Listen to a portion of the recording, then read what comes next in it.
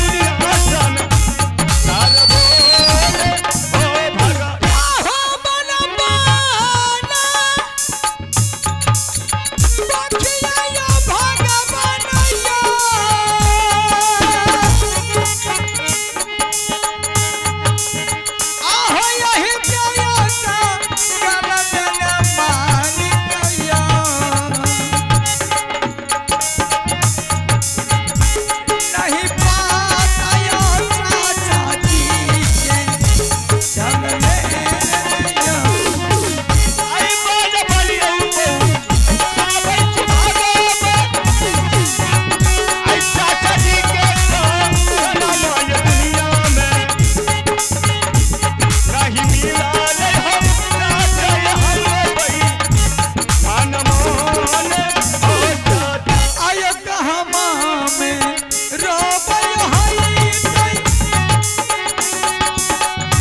चाची मोरया भगलियो भगवान बेटा बेटा तार हई चाची जी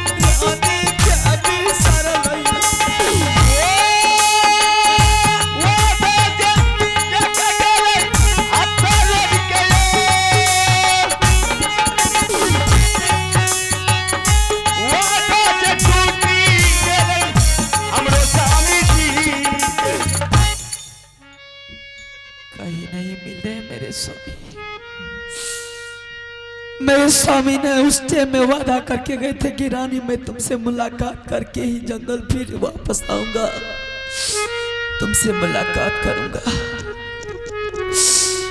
ना जाने कौन सी गलती मेरे स्वामी से हो गए कि बड़ी गोतनी और बड़े मालिक ने मेरे स्वामीनाथ को अपना शिकार बना लिया। शायद अगर दुनिया का लोग जानेंगे, दुनिया दुश्मन जानेंगे कि इस मोबी किला वीरों से खाली हो चुका है, तो शायद वो चढ़ाई कर देंगे। बेटा इंदर सिंह भी मुझे छोड़ करके चला गया, ना जाने कहां चला गया।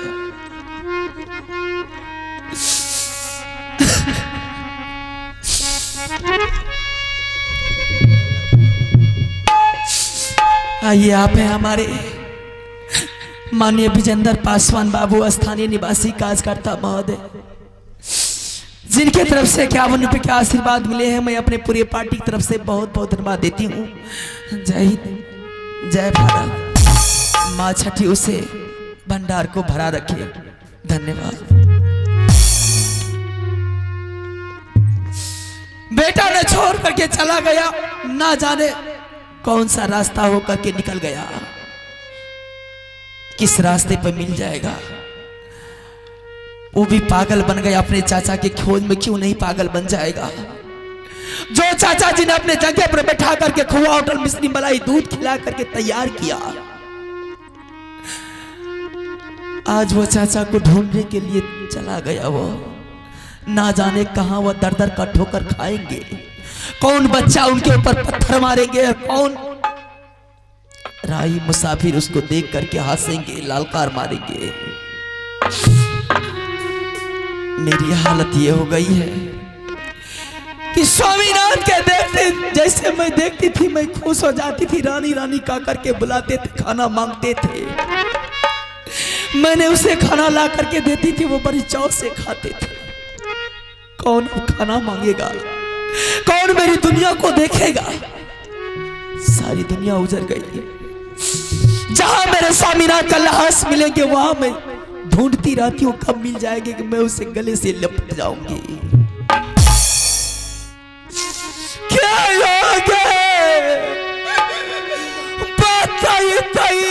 देवी गई स्वामी उते सावागे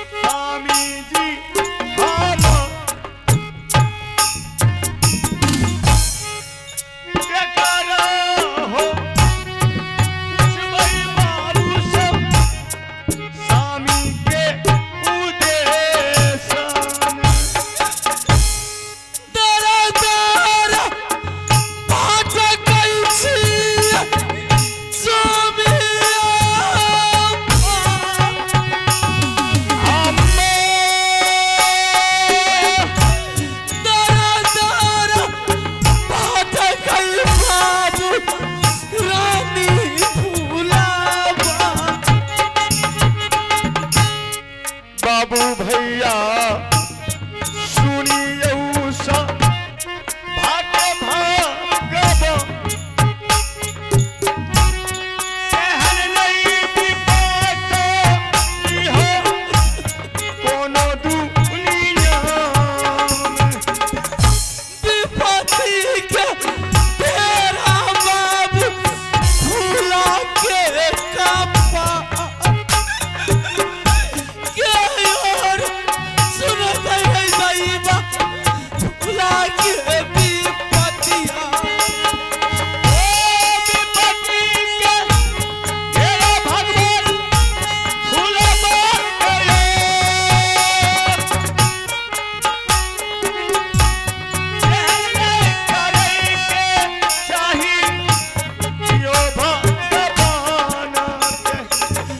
क्या करोगे कहोगे सर कहो सुनत है जा या के लागे फूला रा मारई जगले